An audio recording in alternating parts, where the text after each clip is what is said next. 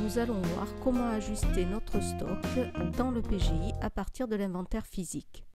Cette mise à jour du stock peut se faire soit à partir de l'ajustement du stock, soit à partir d'un article ciblé.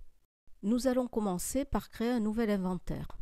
Nous saisissons l'objet de cet inventaire, une référence, puis ici nous sélectionnons la date ou nous laissons à blanc et ce sera la date du jour, puis nous sélectionnons catégorie d'articles.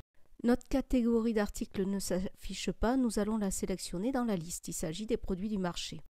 Nous cliquons sur démarrer l'inventaire pour saisir les quantités réellement en stock de certains articles. Nous nous basons sur l'inventaire physique réalisé dans l'entrepôt. Dans le PGI, nous saisissons la quantité réelle indiquée sur l'inventaire.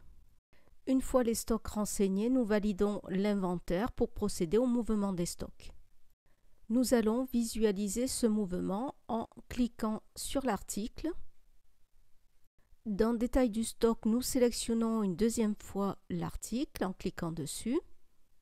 Nous fermons cette fenêtre pour accéder à la fiche article. La quantité en stock s'affiche, nous pouvons la sélectionner et vérifier ce mouvement. Nous avons bien un article en stock. En cliquant sur Picking Move, nous pouvons voir le détail de l'ajustement de ce stock. Nous allons maintenant mettre à jour le stock d'un article ciblé. Donc nous allons dans la liste des articles, nous pouvons faciliter l'affichage en sélectionnant par catégorie. Ce filtre permet d'afficher les catégories d'articles. En cliquant ici, nous pouvons afficher en vignette ou en liste. Nous pouvons bien évidemment retrouver l'article à partir de son nom dans le filtre.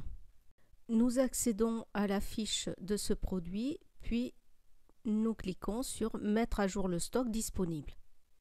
Nous saisissons la quantité réelle en stock. Dans notre cas, nous avons 30 articles en stock.